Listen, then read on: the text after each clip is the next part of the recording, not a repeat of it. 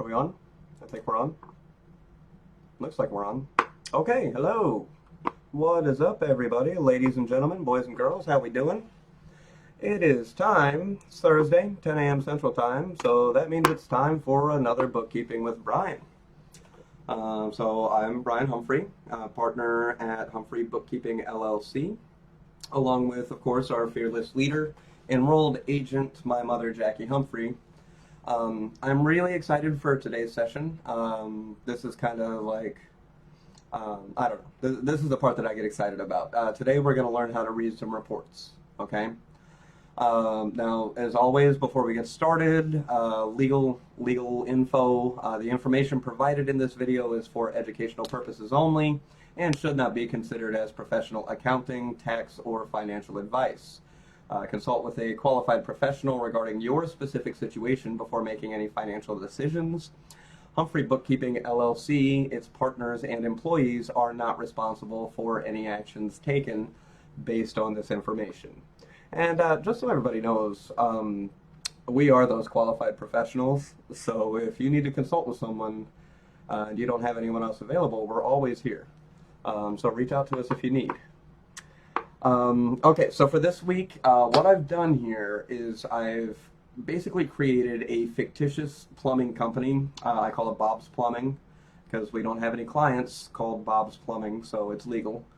And I've generated 3 reports here. So in the industry, we call these deliverables. So when we do your bookkeeping, you'll get these reports and then a few others every single month. And then you'll also get the big versions at the end of the tax year. These fake reports that I've made, these are the end of year reports for Bob's Plumbing for tax year 2024. Now, before I actually bring up the reports and kind of get into this, just a couple of things to say real quick. The first thing is for people who currently are bookkeepers or accountants or even business owners that understand these reports and are able to read them. This is a fake company that I've created, and so the numbers that I've entered for this particular company, they're not numbers that you're generally going to see in the real world. Okay, so I kind of set this up intentionally so we have kind of extremes to the good and then also extremes to the bad and then also some things that are kind of in the middle. So don't come down too hard on me on how on these numbers being unrealistic or what have you. This is done intentionally because we're going to be using these reports for the next at least probably 3 weeks when we start digging into the nitty-gritty of how to use these things. So I am aware that some of these numbers are unrealistic, and just don't judge me too harshly on that.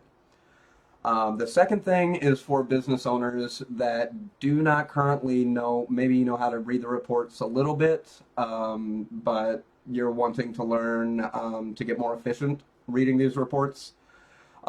So to you guys and gals, I would say don't follow along with me on this journey on how to read these reports and then go and look at your own reports and be disheartened, basically. Some of these numbers, again, basically the same thing. Some of these numbers are not realistic in the real world, but I did kind of use extremes one way or the other just to make it easier for what you would call, I guess, a layman to be able to follow along. I want certain good things and certain bad things to jump right out at you. So don't take these numbers from these fake reports and then go look at your own reports and get depressed, basically is what I'm saying. So these are just examples, and this is just to kind of get everybody up to speed on how to use these, okay? So the reports that we're going to be looking at today, I call them the big 3. I don't think anyone else does, honestly, but I do. So these are going to be the profit and loss, or the P&L. Sometimes people call it the income report or the earnings statement. All of those terms are correct. Your profit and loss report. And then I also have the balance sheet, and then finally the statement of cash flows. Okay, So those are the three reports that we're dealing with today. And so we're going to start here with the profit and loss. So we got Bob's Plumbing, profit and loss for year end December 31, 2024. Okay. So you can see here, all of our revenue is listed first. And so we've got total revenue of a little over 4 million. Cost of goods sold, that's broken down, of course, into several areas, be it materials or labor or, whatever it would be. But total, you've got the totals for each subsection. And then at the end, you've got the total cost of goods sold right here. Okay, so our total cost of goods sold, a little over 2.2 million. So that leaves us with a gross profit. What you do is you take your total revenue, you reduce your cost of goods sold. That leaves us with gross profit of about 1.785 million, which is 44.4% gross profit margin. Okay. So that number right there is pretty good. Doesn't indicate any particular failings, but it does allow room for improvement. Okay. So basically, for most plumbing businesses, depending on what we call your service mix, which is the various different types of products and services that you provide, that would be at the low end of industry standard overall. But again, it depends on what types of plumbing you kind of focus on. So this 44.4% number, we're happy with it, but we know at that point that we're at the low end of industry standard. So maybe there's some things that we could look at that would kind of help that. Okay. So then down below that, in addition to cost of goods sold, you've also got other expenses. You've got your operating expenses, which is like your personnel. So like your admin people, if you have like a warehouse manager, you also have to carry, the workman's comp insurance. In addition, you've got vehicle expenses. The way we do it is we break it down into different categories. So we've got fuel, maintenance, insurance, and registration. You should probably have, maintenance can include repairs, I guess. Marketing, office and admin, professional services, your accounting and bookkeeping fees are going to go under that. Okay, so if we add up all the rest of the expenses in the business, right? So total operating expenses, it's 1.489, 1.490 if you round up. So that's going to leave us with 295, and then all of our other expenses we deduct. So now we've got our net profit. So you take your total revenue minus all the expenses. That's going to give you your net profit of 254,330. Okay, so that means our net profit margin is 6.3%. Now, for a company that is doing 4 million in revenue, for a company basically that is this size, that's a little bit low. That's 6.3% net profit margin is a little bit low. Industry standard for plumbing is going to be an 8 to 12% net margin, again, depending on your service mix. So, that tells us that there's something a little bit wonky in here. We've got good revenue, but for some reason, we're not keeping as much of that money as we probably should be. Again, with industry standard being 8 to 12%, personally, if I have a client that their net profit margin is under 10%, I'm probably going to start doing some digging and try to figure out why that is, because it's almost like you have a good business model, but we're leaving money on the table somewhere. So I'm immediately looking for ways to improve if that net profit margin number is below 10%. Okay, so that's where I'm at. But honestly, we are looking pretty good for what we've done in 2024. Now, one thing I want to point out before we move on to the next report is that our gross profit margins on commercial service. Okay, so usually these profit margins wouldn't be in the report that you receive monthly, but I went ahead and added these here just so everybody can follow along. So you can see by these numbers that we're operating at a 31.2% gross profit margin on commercial service. Okay, this is our total commercial service work, and this is the gross profit margin on those commercial services that we provide.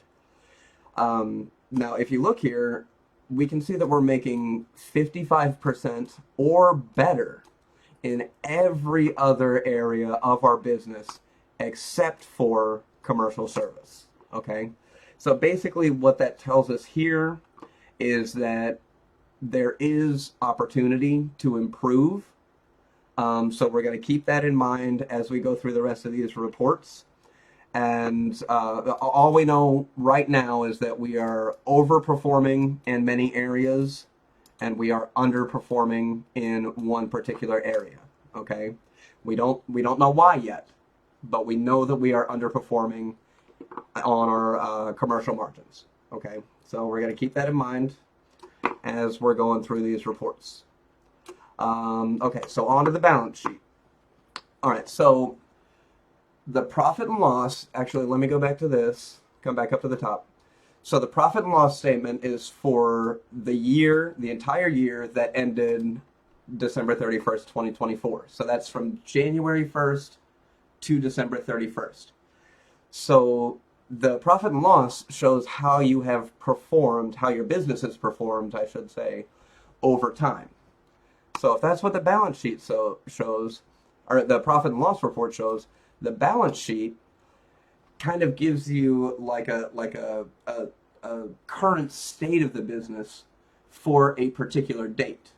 In this case, this is our balance sheet for the date December 31st, 2024. So the profit and loss gives you performance over time.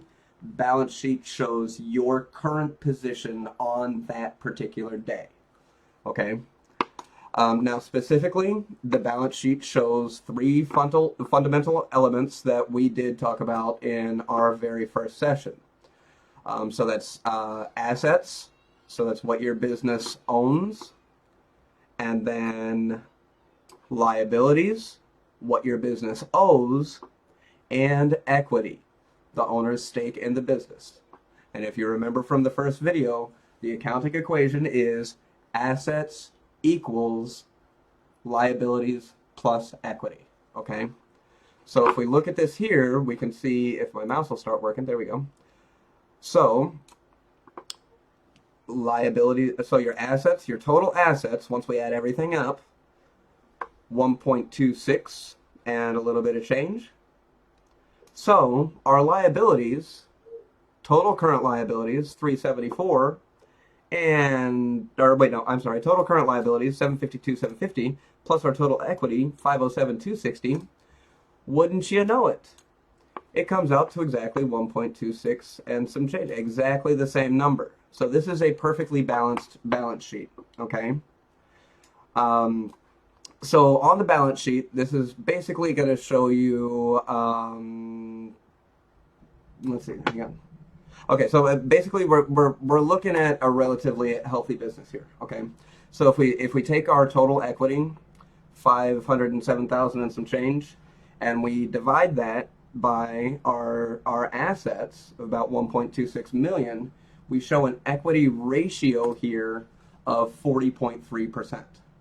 Okay, so for a business, again, for a business this size, we are just about smack in the middle of industry standard on equity ratio. For a business this size, you're looking at industry standard equity ratio of, generally speaking, between 30 and 50%.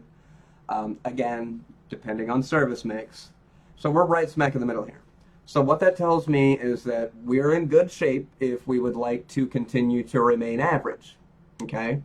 So if your personal business goals are to run your business, pay your employees, pay yourself, and the business makes a little bit of extra money every year too, and that's all you want, this might be a successful model for you.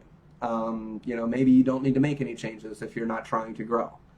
However, 40.3% equity ratio tells me, as someone who analyzes these reports, that there is definitely room to grow. Like, so we're doing a good job right now, but if growth is your goal, there are some areas where we can improve to facilitate that growth. Okay. So now down at the bottom here, I've added a few, they're called KPIs, key performance indicators, okay? And wouldn't you know it?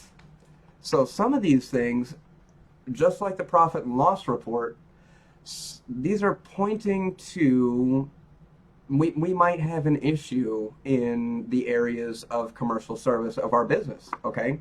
So the top one here is saying that this commercial accounts receivable as percentage of commercial revenue.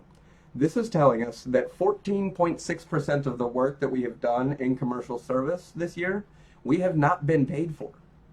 Now, the industry standard for that is about 8.5%, because, you know, you give people terms, you let them pay over time, especially on big commercial jobs.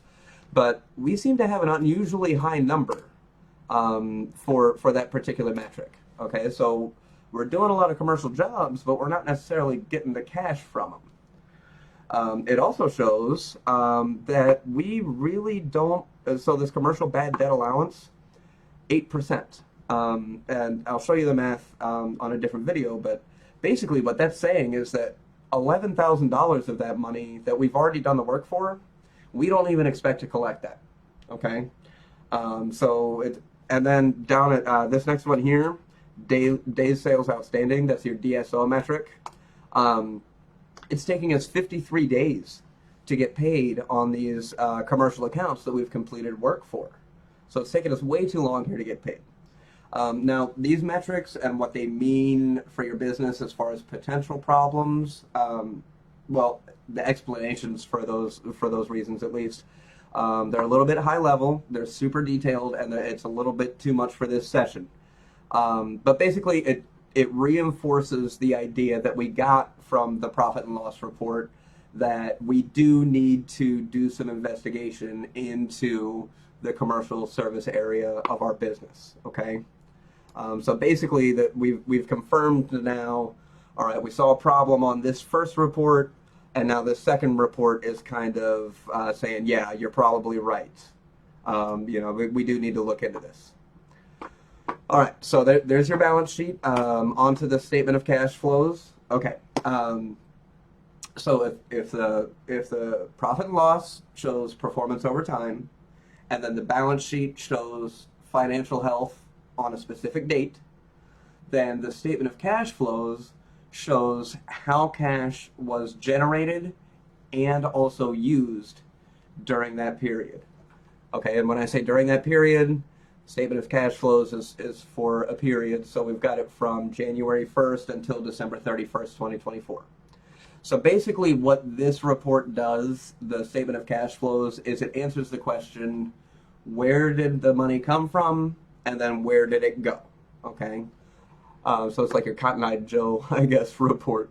Where did you come from? Where did you go? Okay, so looking at this one, we can see here that our net income, you know, this is our net profit after all of our expenses and everything. This is our net, is $254K or thereabouts. Okay, now when we're looking at these here, if we scroll down a little bit, we can see a net, it'll show either a net increase or decrease in cash. Okay, and we can see here that the actual cash that we have from all of our cash sources, you know, if you have multiple bank accounts and then a petty cash or a cash register or a cash drawer, all the cash that you have has somehow decreased by a little over 30, almost 31,000, right? Now, this is not the worst news ever, and this statement of cash flows kind of shows us why it's not the worst news ever, okay? So as we go through this report, we can see that some of the reason that we have less cash, even though we made a profit, is because if you look right here, cash flows from investing activities, we've purchased vehicles, we've purchased plumbing equipment, we've purchased office equipment. Now, we've offset some of those purchases by maybe selling some old equipment that was obsolete. You know, maybe equipment that we used to use that is, you know, the job that it does is no longer in demand. Well, we sold that equipment and we got $18,500 for that, but then we had to purchase some equipment. So those are offsetting numbers. But then another reason that we have less cash, even though we made profit, is because cash flows from financing activities. So we have paid down a significant amount of principal on loans that we have had previously for vehicles and for equipment. We've paid, what is that, 92, almost $93,000 towards principal on loans, okay? So while that did kind of lower our cash position, it's going to help us next year because we're not going to be paying any interest at all on that almost $93,000 on principal, okay? And then some of it too is owner draws, paying yourself as an owner. You know, this is why you're in business. You know, the reason I'm in business is to help people and to make money. So for me to make money, my business has to pay me.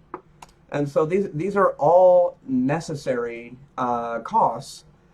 And, you know, considering the cash position that you currently have, your cash at the beginning of the year was $278,600.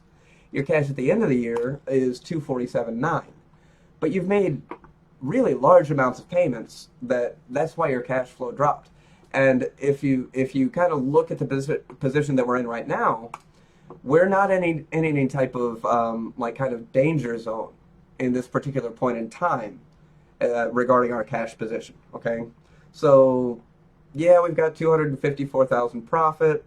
Yeah, we've got $30,000 less in cash than we had at the beginning of the year, but this is still kind of showing a healthy business. Okay, so there's nothing here that would worry me particularly.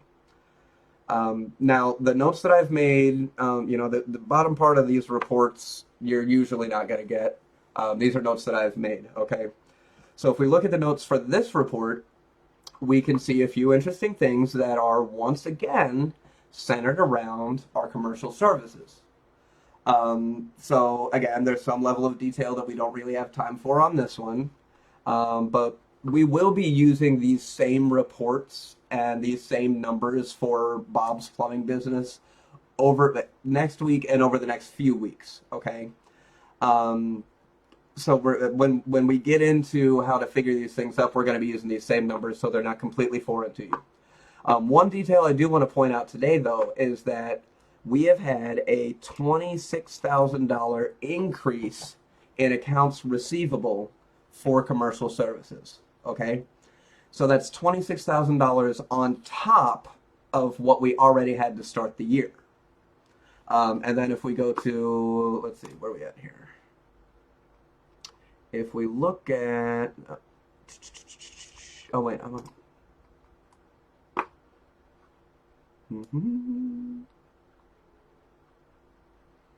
Okay, so if we look at our accounts receivable on the balance sheet, accounts receivable for commercial is $138,450, okay?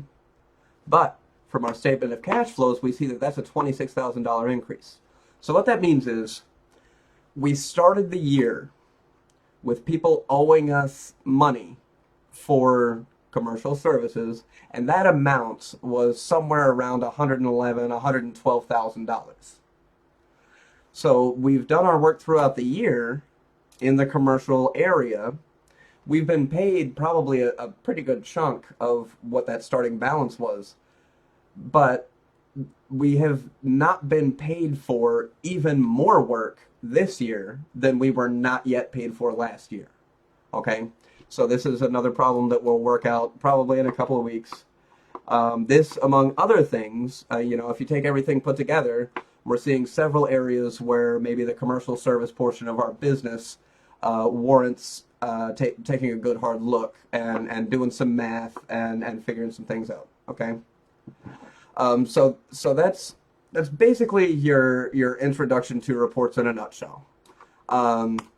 Profit and loss. A lot of people, I know a lot of people, when they get these reports at the end of every month, they just scroll right down to net profit margin. That's all they look at. They don't look at the gross. They don't look at the gross margins. And they never even open up the balance sheet or the statement of cash flows. They want to know what their profit is and what their profit margin is. And if they're happy with that, that's fine. Okay? If your goal is just to tread water and, not lose money, maybe that's the way that you want to do it, and that's okay. But if you want to, if your goal is kind of to refine your business or grow your business, expand your business, or maybe just plug some small leaks that you might have in your business, then looking at some of these other figures and kind of figuring out how they work together is a little bit more important. So basically, like, you want to get a complete picture of what's happening in your business. In the case of Bob's Plumbing, the P&L, the profit and loss, it shows us performing relatively well over time, but shows possible issues in one service area, okay? And then we go to the balance sheet, and that confirms for us our overall financial health, right? But it also does confirm that there is a possibility of kind of deeper issues, more than just pricing issues, in that one underperforming area. Okay, and then the statement of cash flows, that kind of connects the dots, showing how we did make a nice profit for the year, even though the cash balance is slightly lower. And it also shows us that this is due, at least in part, to acquiring assets and paying off debt. Okay, so we lost a little bit of cash, but really we made money overall. And so this all started, just so you know, this all started with high quality bookkeeping and a detailed chart of accounts. The things that we were talking about in earlier sessions. If you've got the right information accurately entered into the right places, your reports can become just powerful tools to accomplish your business goals, whatever they may be. So last thing here, just to kind of set us up for next week. Looking at these reports, we see that we're struggling a little bit in the commercial service area. Okay, when we look at these margins that we have, we've got one area of business that's failing. Right? Not failing, but not underperforming, we'll say. Now, it is a completely natural and a completely understandable reaction from most business owners that if your profit margins in only one area of your business are low, then it would stand to reason that just a simple pricing adjustment should fix that, right? Well, the answer is maybe. Sometimes it's really just as simple as that, but sometimes there's more to it that maybe no one's ever told you about before. So I encourage everybody to join me again next week. I'm going to be explaining some different ways that you can approach investigating further into that issue. And then I'm also going to explain what we're kind of going to do over the next few weeks is we're going to look at Bob's Plumbing, and we're going to kind of do a walkthrough together of finding problems, investigating them further, and offering possible solutions. Okay? And then another thing I'm going to do is I'll show you how Bob, using these numbers and these reports, I'm going to show you how Bob can increase his profit margin immediately without making any changes to the number of staff that he has, or the salary that he pays his staff, or the salary that he pays himself, without raising any prices, and even without changing the service mix that he offers. If he does the same work with the same people for the same amount of money, I'm going to show you how you can change a couple of little things and literally keep tens of thousands of dollars more of the profit in your profit.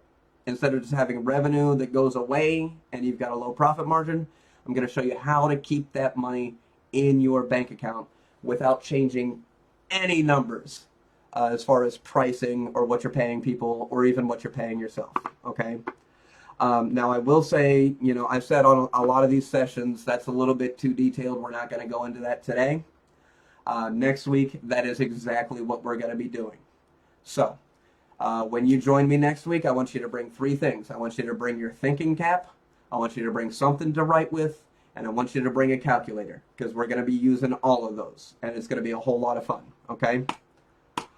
All right, so that's all I got for this week. Again, thanks everybody for joining me today. Don't forget to, of course, like and share and follow and subscribe on whatever platform you're watching. I will have this up on YouTube shortly. And then, if you need help with your bookkeeping or the reports that your good bookkeeping is generating, feel free to reach out to us. You can visit our website at humphreybookkeeping.com. I've got links and contact information in the description here and on our Facebook page. So, if you want to jump ahead of the class and learn more faster, give us a call and we'll see what we can do to help.